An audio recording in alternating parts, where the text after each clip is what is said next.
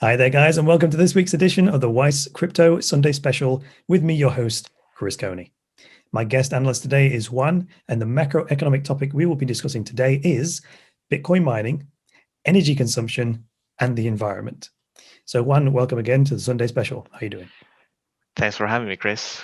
Good to be here. Excellent. Interesting topic. Very interesting topic, very deep. So, we're going to have to keep this as concise as we can because it's a rabbit hole, this one. So let's begin with stating what the real problem is. You and I were sort of discussing this between ourselves. So and it kind of gave birth to this whole episode. So this is my view. The real problem here is that when you boil it all down, what the argument is really about is a lack of consensus over how society should spend its resources, right? And I got into this 100%. debate on Twitter recently about fossil fuels being used by like SpaceX, and most of the people came and pushed back and said, well, that's okay on the basis that, the Bitcoin network uses way more CO2 than SpaceX. And I was like, okay, so you're saying that the use of fossil fuels is okay. You're saying it's okay to use for certain things and not others, right? So what's your view on that? Are we trying to go for a zero fossil fuel society, or is it this, it's okay for some uses and not others based on, consensus? So like you say, it's a rabbit hole. If you ask me what my take is on fossil fuels, I'm not a climate alarmist. Right. I don't think the world's going to end tomorrow if you keep burning stuff to power our society. But I do think that we need to look beyond burning things to power our society. We should definitely be looking for alternatives, energy alternatives that are sustainable, like wind, solar, and I'm sure there are better sources than the wind and sunlight. But like I think it's a multi-dimensional problem. I agree 100% with you. The argument boils down to what should we use the Earth or society's resources on. Some people are going to be on the side that Bitcoin's a scam, it's worthless, it's just a pump and dump, it's a Ponzi scheme, it shouldn't exist. And therefore, no amount of energy or fossil fuels burned to power this thing are worth it, are worth the expense. It's just a net loss for the planet. But And that's got nothing to do others, with Bitcoin, though, right? It's more to do. Sorry, it's got nothing to do with fossil fuels. It's more to do with their disagreement in Bitcoin total. it's a value judgment. They Right. don't like Bitcoin, and so they say because Bitcoin is useless, all the energy we're spending on this useless thing Is is a also waste of useless. resources. Totally, Exactly. totally. So That's what they're saying. Let's go there. Let's go there. So what are some of the societal benefits of having the Bitcoin network, right? If we use electricity and CO2 as a type of investment, if we say we're going to spend this electricity and CO2 on something, well, if we invest it in Bitcoin, what do we get for that investment? What's the return? I I think what we get is the best thing that has been invented in financial history, which What are the is the societal benefits, though? Like, you separate money from state. okay, You decentralize this core thing to any society, which is money and value. You separate control by a small group of people over this precious resource, which is money, and you basically give it to everyone and anyone. And mining is the one way to produce cryptocurrency that is arguably the most democratic, because theoretically, it's not theoretically, it is the most open system we have to create cryptocurrency. Because the alternative is proof of stake, but proof of stake is it's more like rich man gets all. it's hard to Um, launch in a fair way and so on. Exactly.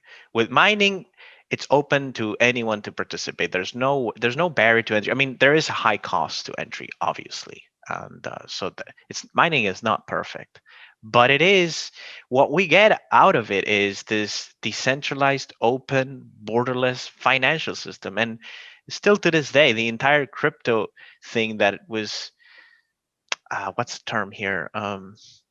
The entire crypto space, the entire crypto space was created in a way by Bitcoin. It was Bitcoin that ushered this in. It That was was the it was catalyst, like, yeah.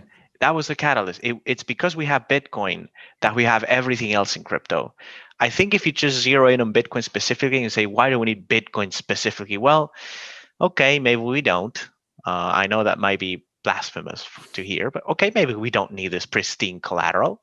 But we do need the entire crypto space because financial system is a mess and crypto fixes it. And Bitcoin is at the heart of this new financial system It is the thing that made it possible.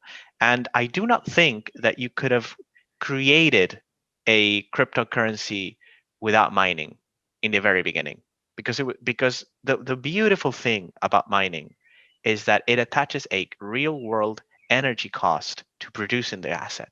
You can't just conjure it out of thin air like you can with proof of stake system. This thing has a cost. When I tell people, hey, do you know that Bitcoin has a cost? It costs like, I don't know what the price is, but it's like, let's say Bitcoin is at 30,000.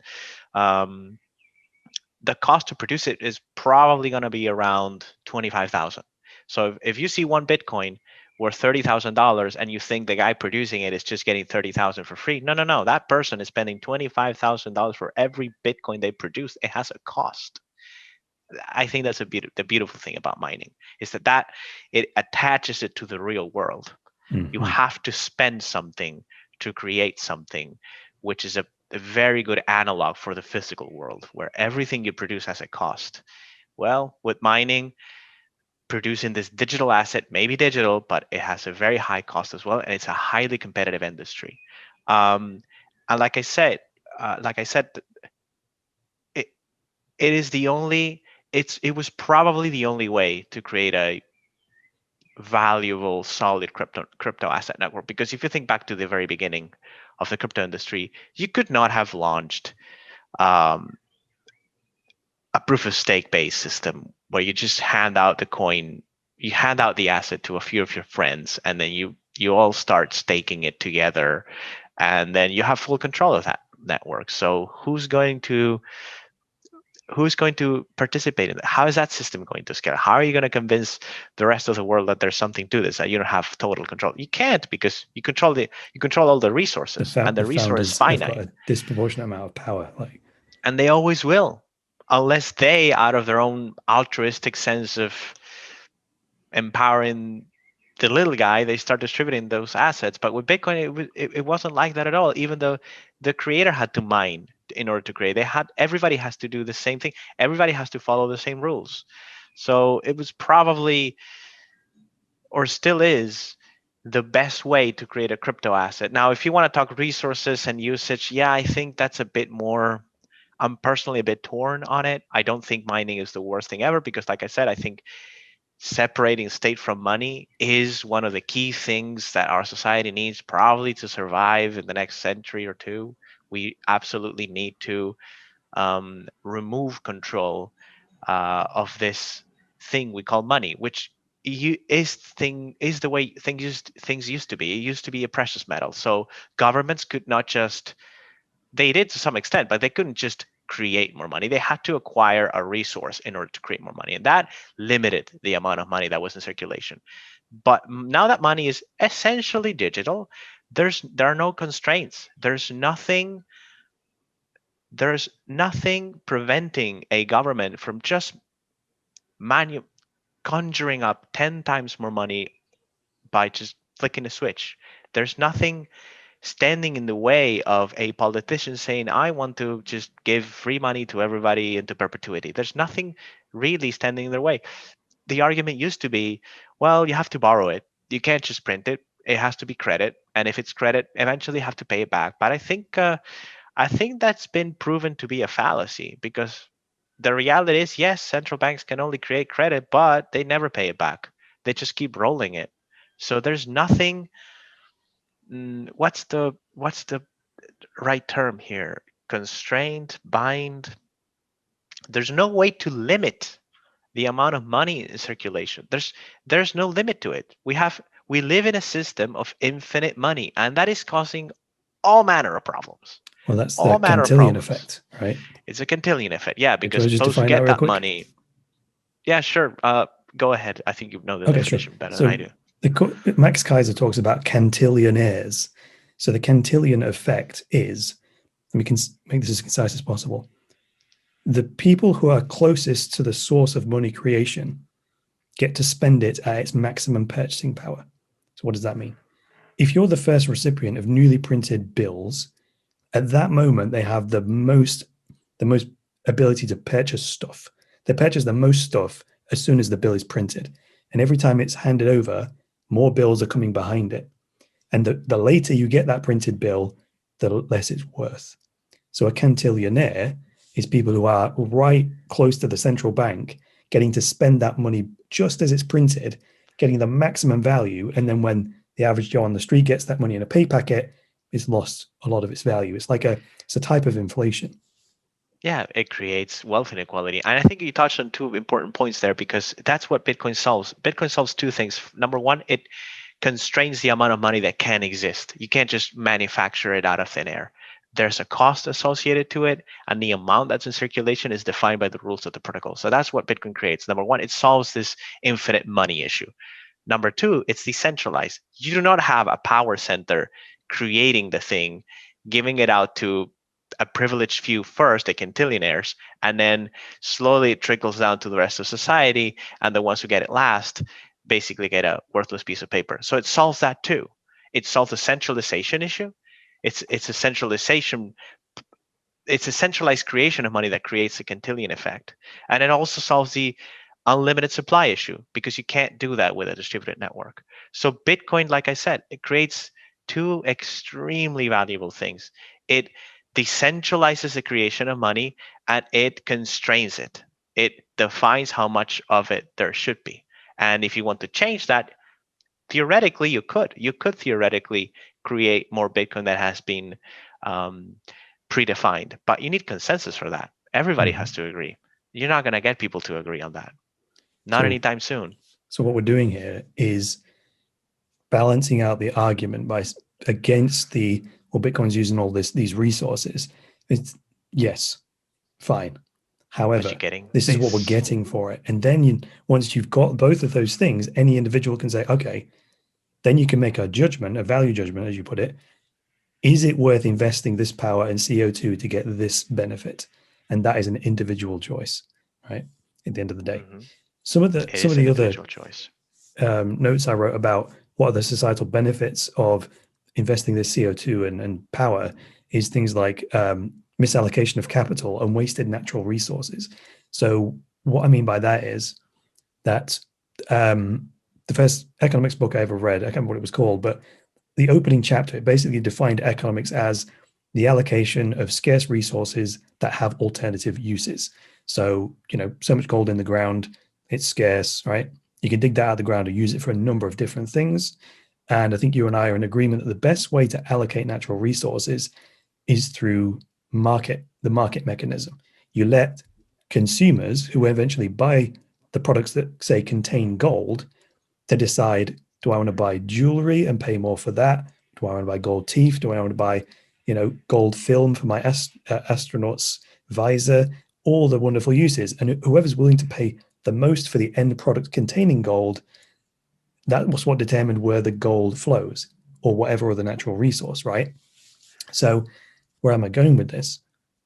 With what you could call unsound money, which doesn't have a limited supply, that is at the bottom, in my opinion, of the rampant consumerism we see in society, which leads to a huge waste of natural resources, including a huge use of oil to create all this plastic stuff, junk that we buy on the internet. So, what do you think to that?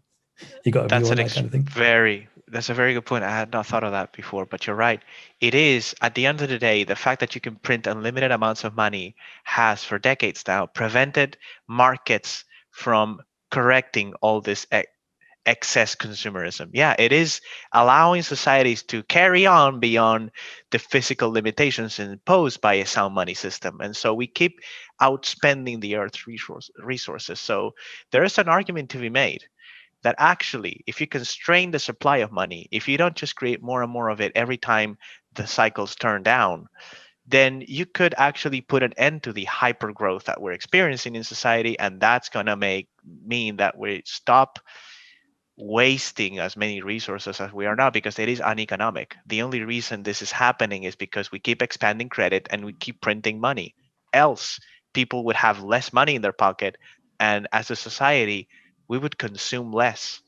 This is what happened in 1929. There was a huge economic downturn, and because money was gold back then, I'm not saying that was a beautiful time to be alive, but it did actually put an end to the rampant speculation of the 1920s. So yes, I actually had this thought for some time. I thought, if what would happen if you can't just create more and more money out of thin air? What would happen to the use of resources? Well, it would probably be more balanced, because that's how society used to be. We didn't have this artificial growth propelled by artificial money creation.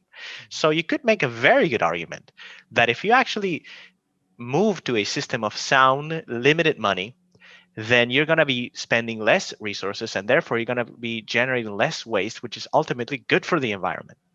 That's a very good point. If you just consume for the sake of it, then you don't think about build quality, or is it going to last? It's just this, I mean, it's the problem is it's cultural now.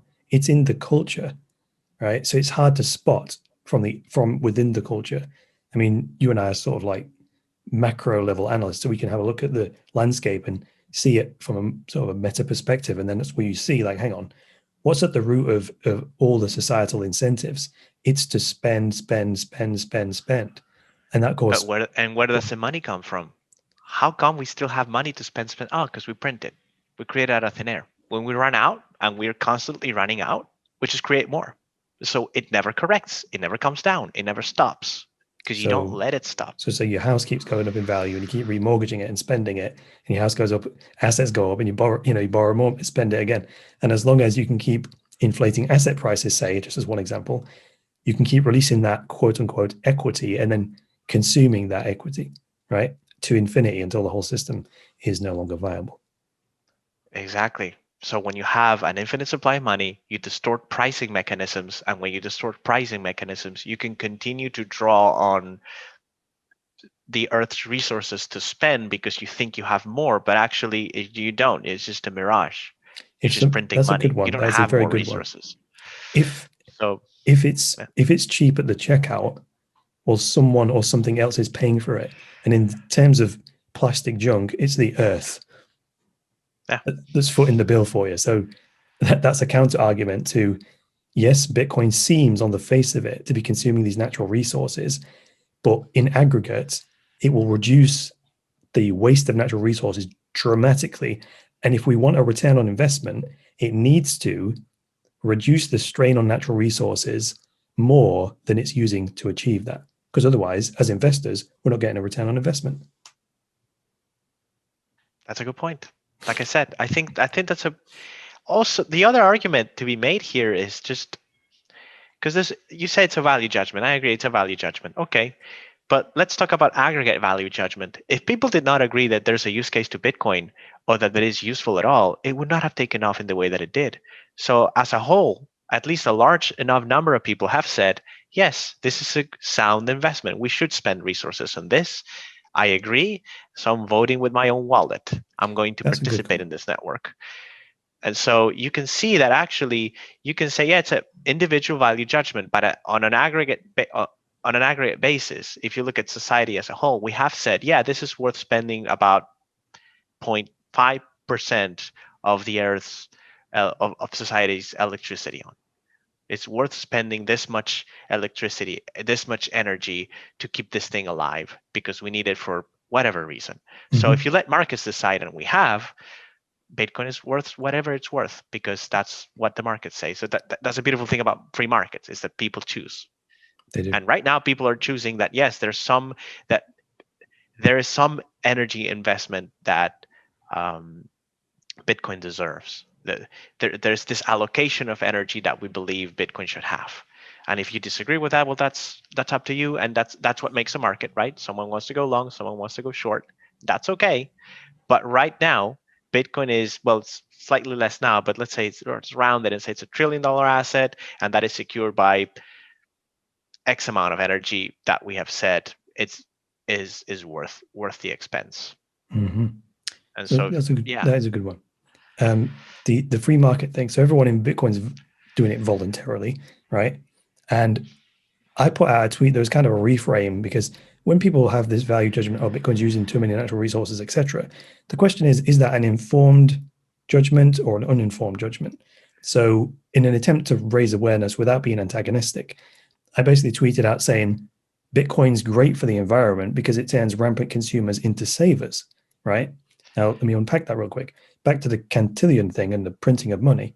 The reason no one saves money and spends it as rampant consumerism is because, consciously or unconsciously, if you know your money's going to buy less tomorrow, you'll spend it all today, right? Now, it's not as stark as that. It's much more subtle than that. But basically, that's the trend that it creates. You flip that over, you bring Bitcoin into it. If you know that your money, BTC, is going to be worth more tomorrow than today, you will defer that consumption. You won't buy the piece of plastic junk from eBay or whatever it is, right?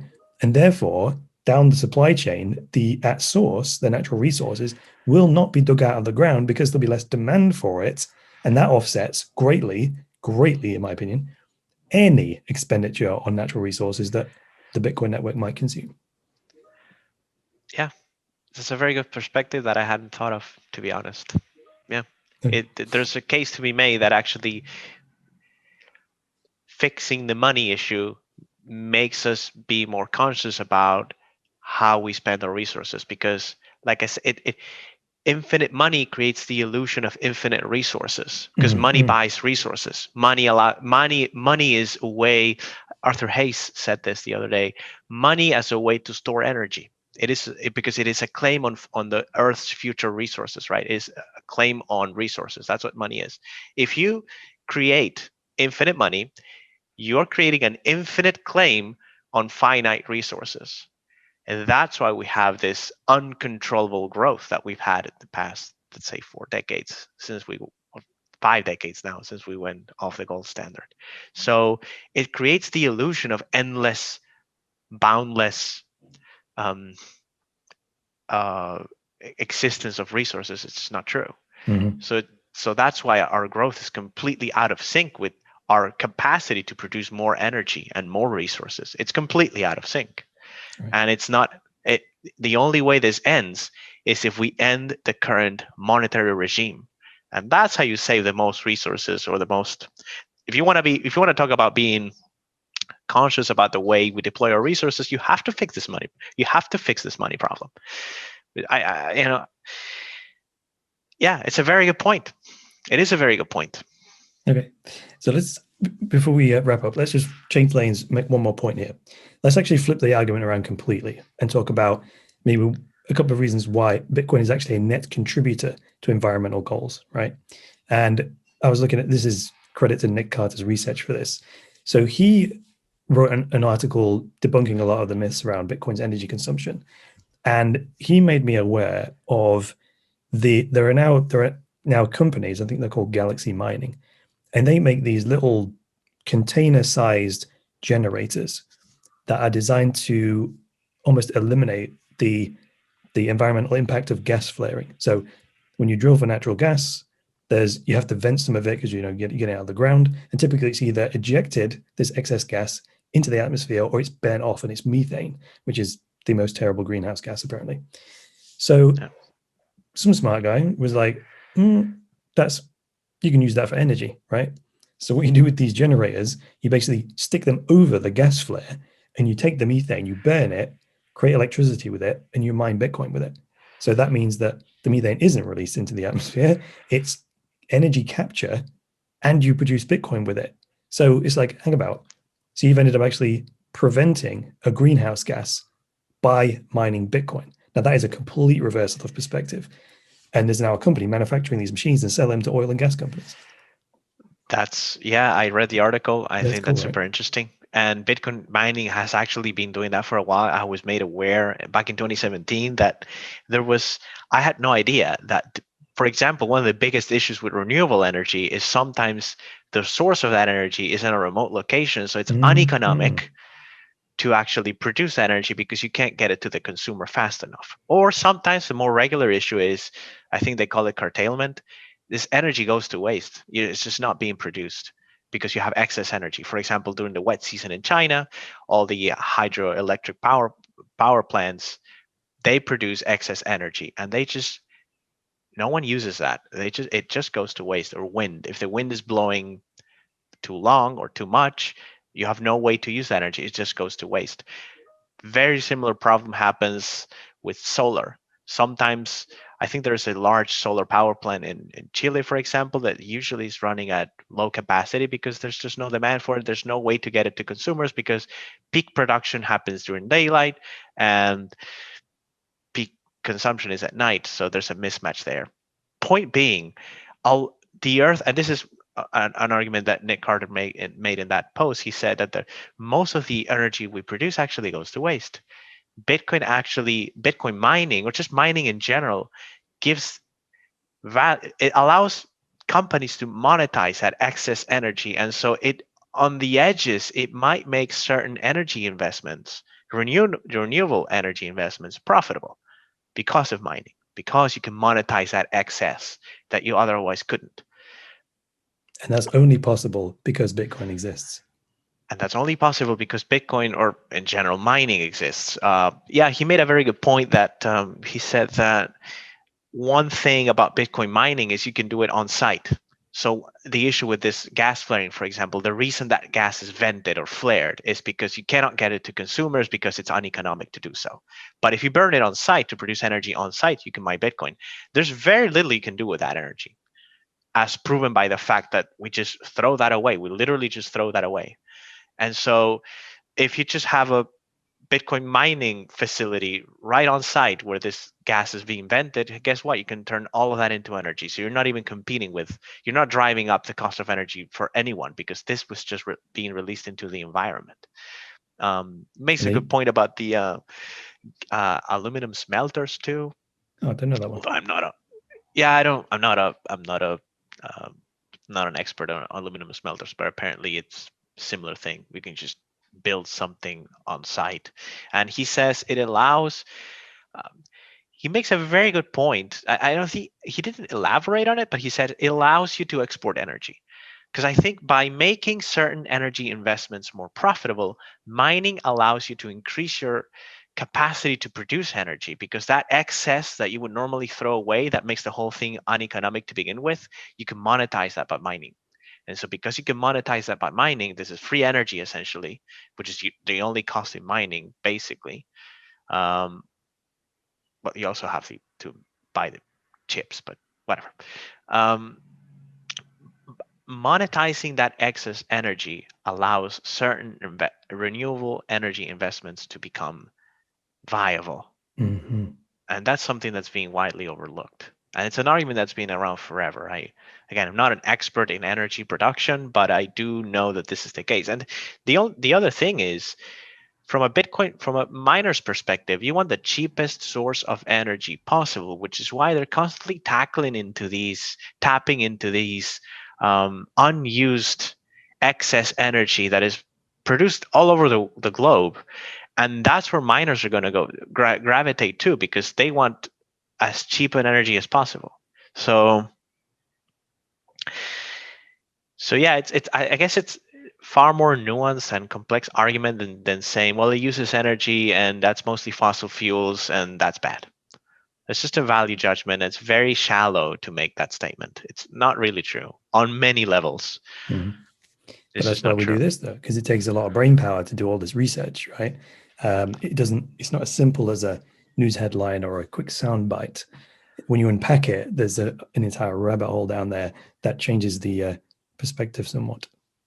Yeah, it flips the argument on its face, which is why I was very surprised to see Elon's tweets. I was like, dude, don't you know better? You should know better than this. But apparently he doesn't. So I don't know. He's from a different world, though, So. I suppose. Yeah. I suppose.